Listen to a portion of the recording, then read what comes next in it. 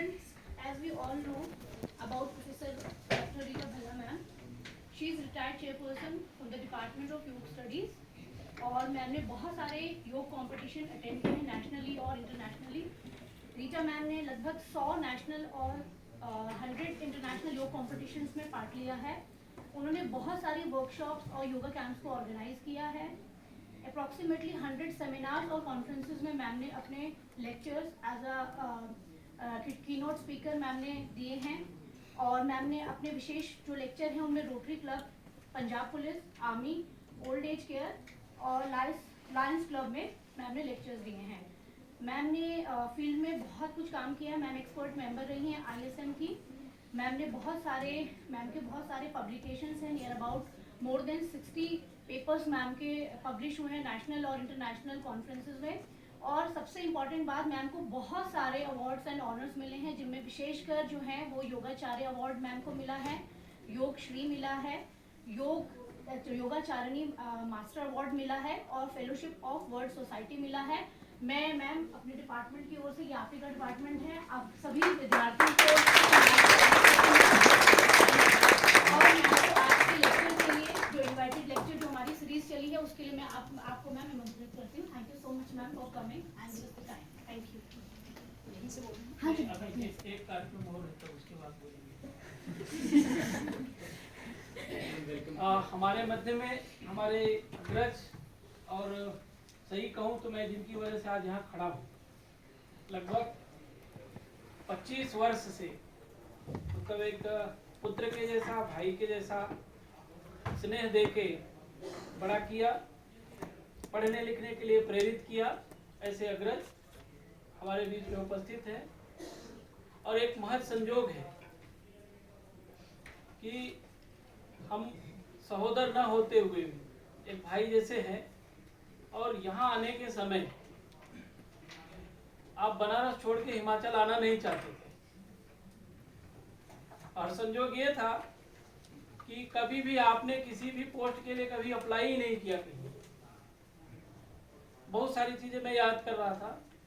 एक संजोग ऐसा था कि हम फॉर्म देखते थे, पेपर में छपता था, वहां से डाउनलोड करते थे या खरीद के मंगाया जाता था फॉर्म और भर के भेज देते थे, साइन करके, फोटो लगा के, सारा डॉक्यूमेंट करके। यहाँ इंटरव्यू था, इससे पहले भी आपका सिलेक्शन कहीं और बिहार में हो चुका था। ट्रेन में आने के लिए भी तैयार नहीं हुए, टिकट करा दिया और बाइक से बैठा के मैं रेलवे स्टेशन पे छोड़ने तक चला आया। बाइक खड़ा किया स्टैंड में और ट्रेन के सामने जब ले आए, ट्रेन में बैठ गए आप यहाँ इंटरव्यू देने के लिए, फिर ट्रेन से उतर गए। उतरने के बाद कहा कि देखो कहाँ भेज रहे हो, तो मैं नहीं जाऊंगा। बहुत मार्मिक क्षण था। कम से कम आधे घंटे हमने कहा नहीं आपको जाना पड़ेगा। कहे चलो जब ऐसा कहते तो मैं जाऊंगा। और ट्रेन से आए और यहाँ पे इन्होंने दिया अपना इंटरव्यू, सिलेक्शन भी हुआ। सिलेक्शन होने के बाद भी आप नहीं रहना चाहते थे, लेकिन एक बड़े विस्तृत विद्वान थे प्रोफेसर ब्रजबिहारी चौबे जी, होशियारपुर में रहते थे। उन्होंने कहा कि आपको यहाँ से छोड़ के नहीं जाना। आपके यहाँ आने से हमारी बहुत सारी विसंगतियां हुई, हम विभिन्न परिस्थितियों से अलग पढ़ने को मजबूर हुए और उसके बाद मुझे लगा कि कोई छोड़ के गया है, मुझे तैयार होकर वहां पहुंचना है। एक महत्वाकांक्षा थी अंदर, कारण कि काशी की एक बौद्धिक परंपरा ऐसी रही कि वहाँ विद्वान आपको गलियों में फ्री में पढ़ाने के लिए घूमते मिलेंगे, या किसी के घर भी जाएंगे पढ़ने के लिए तो दरी बिछा के वो बैठे आपको फ्री में पढ़ाएंगे। दुनिया में ऐसा संजोग कहीं नहीं मिलेगा। और विश्व स्तर के विद्वान जिनको राष्ट्रपति, पद्मश्री, पद्म विभूषण मिला, ऐसे लोग भी। और हमारे बीच में कम से कम ऐसे 7 से 8 लोग हैं जिनको राष्ट्रपति पुरस्कार और पद्म विभूषण, पद्मश्री मिला। ऐसे हमारी गुरु परंपरा रही है।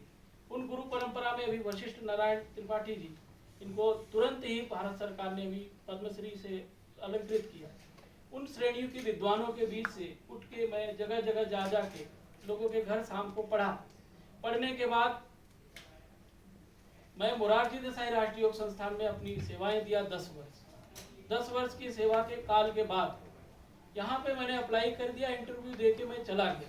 तो मुझे डांट भी मिली कि तुम वहाँ अप्लाई करके इंटरव्यू देने क्यों गए, 12-13 साल हो गए, 8 साल, मतलब 2012 या 10 से लिफाफे बंद हैं, तो आप वहाँ जाके करेंगे कि आप अपनी जहाँ पे हैं वहीं तैयारी रखिए।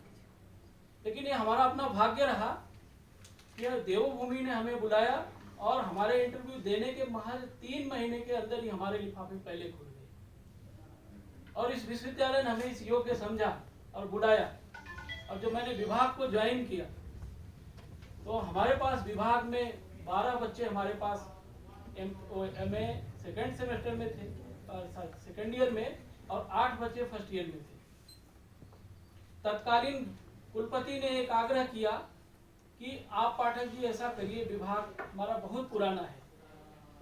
ज्वाइन करने के समय जो रेड्डी साहब अभी बात कर रहे थे, उन्होंने भी कहा देखो भारत का पहला ऐसा विभाग है योग अध्ययन विभाग जो सबसे पहले सेपरेट डिपार्टमेंट के रूप में योग को शुरू किया है, इसलिए आपको वहां से छोड़ के नहीं आना है।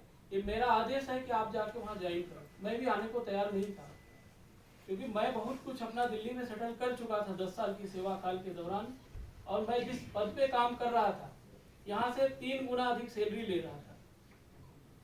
उसके बावजूद भी मैं उनकी बात माना और अग्रजों का आग्रह माना, लोगों का आशीर्वाद माना। फिर मैं आया डिपार्टमेंट को ज्वाइन करने के बाद इन 20 बच्चों को देख के मुझे बड़ा मन में क्षोभ हुआ, व्यवस्था को देख के मन में बड़ा कष्ट हुआ कि क्या करूं।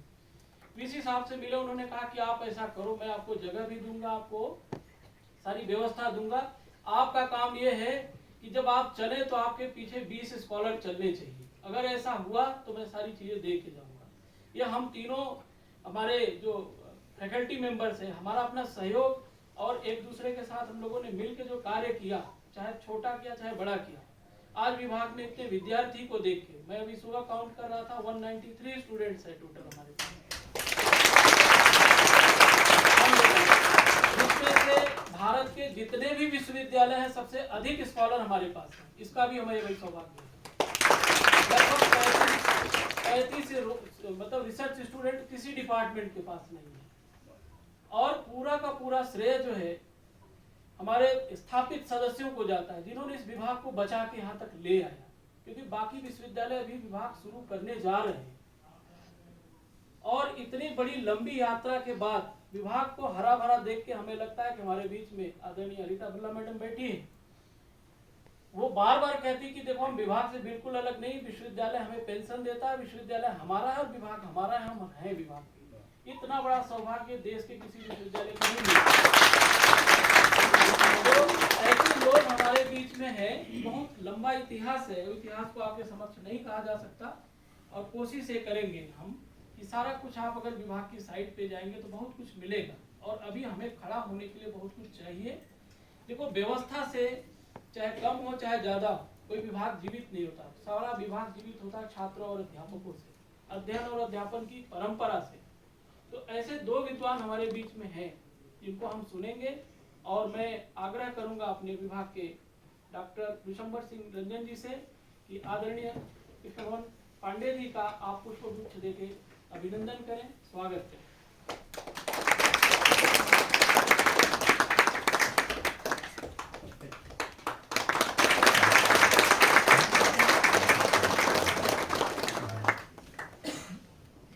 धन्यवाद डॉक्टर विशंबर जी। अब मैं आग्रह करूंगा पूर्व विभागाध्यक्षा आदरणीय अनीता भल्ला मैम से। मैं व्याख्यान के लिए तो नहीं कहूंगा, मैं आशीर्वचन के लिए कहूंगा, क्योंकि हम सभी का सौभाग्य है कि जितने लोग यहाँ बैठे हैं शायद वय में सबसे बड़े भी हैं, और इन्होंने विभाग को पहले दिन से प्रारंभ देखा है और विभाग की आज तक की स्थिति को अच्छी तरह से जानते हैं। शायद ही देश का कोई ऐसा विश्वविद्यालय हो हमारे ख्याल से जिनके पास इतने अनुभवी लोग हों। ज्ञान बहुत सारे लोगों के पास हो सकता है, और ज्ञान शाश्वत नहीं है, हम सभी को पता है। लोगों के पास इंफॉर्मेशन ज्यादा हो सकता है, ज्ञान सभी के पास बराबर है। ठीक है, ज्ञान कभी न कम होता है न ज्यादा होता है, ये हम योग के विद्यार्थी हम अच्छी तरह से जानते हैं। लोगों के पास उस विषय का कलेक्शन ज्यादा हो गया, कलेक्शन ज्यादा होने से कोई व्यक्ति विद्वान नहीं होता। तो हमारा सौभाग्य क्या है कि अनुभवी व्यक्ति हमारे बीच में है, हम इनको सुनेंगे और आशा करते हैं कि हम सभी इस व्याख्यान से लाभान्वित होंगे। ऐसे कामना के साथ मैं आपको आमंत्रित करता हूँ मैम यदि कोई त्रुटि रहेगी तो हमें जरूर क्षमा करेंगे। हम फिर नए सिरे से नया तैयारी करके आएंगे आपके बीच में। कुछ टेक्निकली सहयोग नहीं हो पा रहा है, उसके लिए हमें क्षमा करेंगे और आप अपना व्याख्यान प्रारंभ करें, ऐसी कामना।